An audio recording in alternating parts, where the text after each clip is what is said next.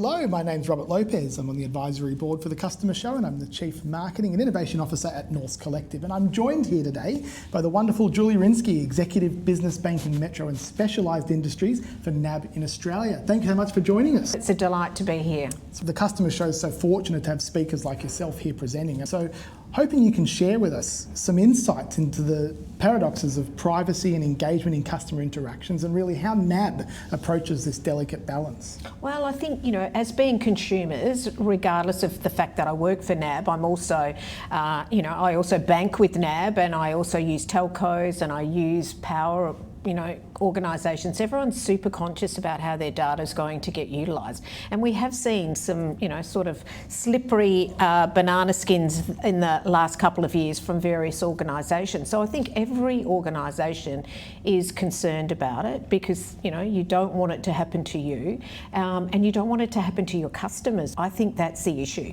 So it's just how quickly things have evolved. If you think about 10 years ago, people used to buy databases from everyone and, the data was just like, free range, wasn't it? And I think we've all become really quite alert and maybe even a tad alarmed about it now. So we take it very seriously at NAB. Privacy is personal information and therefore we've got to treat it as such. And we do that both with our employees in terms of there's parameters that I sign in terms of what data I can utilise. And that then does create a bit of a tricky situation where people want fast, easy, quick service. And when you're trying to protect them and when we're in a regulated industry, that does sometimes make the process a bit slower. So we have an obligation to tell them the why. Why are we doing these things? Why are we doing these checks? And we're doing it really to protect. Customer at the heart of everything that you do, I can definitely grasp that.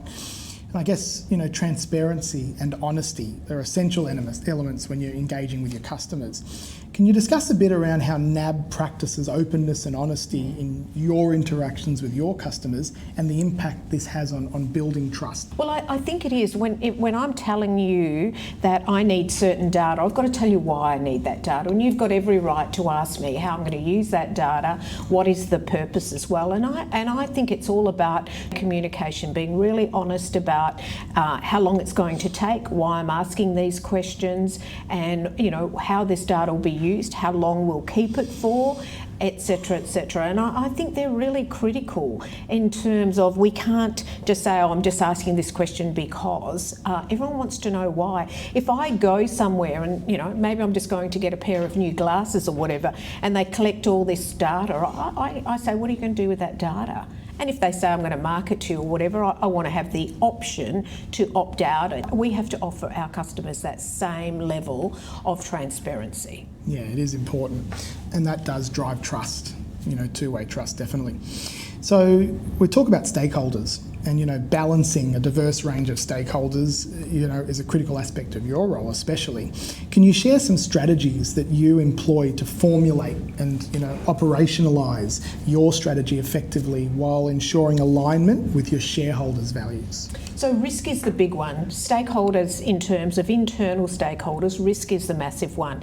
Because we could sit somewhere in a dark room, come up with a wonderful idea of the next good thing. However, it has to go through the internal process to say, is it safe? Is it the right thing to do? And is it in line with the purpose of our organisation as well? So that's internal. And then external, if we're using vendors of some description to help us with any products or systems, how do we make sure that those vendors are aligned to us in terms of how they operate? Are their risk parameters the same? Do they have the safety measures in so that we are keeping our customers safe as well? And then being transparent with our customers about who we're using, why we're using, and how that data will be utilised. So I guess looking ahead, a bit of a future question for you.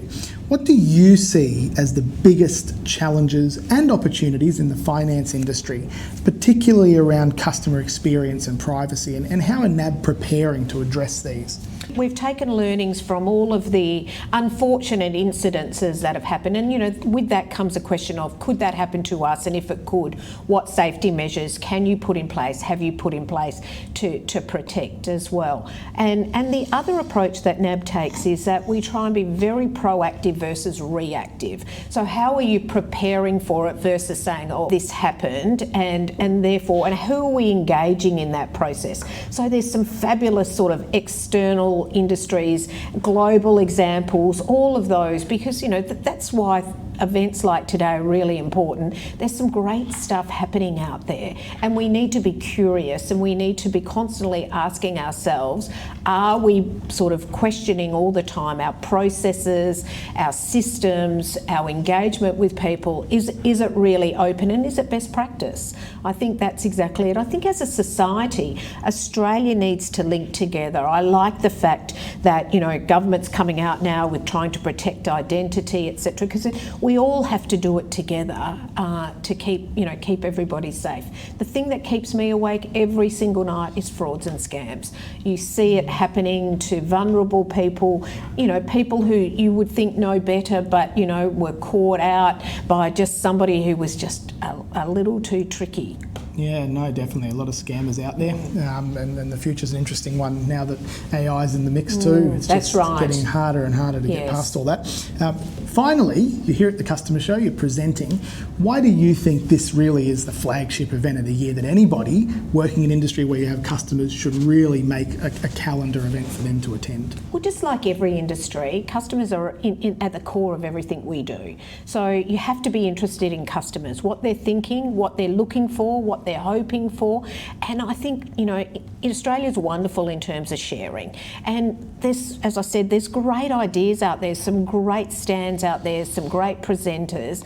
And it is about taking all of that information and asking ourselves quite seriously, are we doing enough for our customers? Could we be doing more? Just sort of almost road testing our own processes as well. So I think it is about being curious and interested and learning from everybody. Fantastic. Well, Julie, thank you so much for joining us. Thank you, Robert.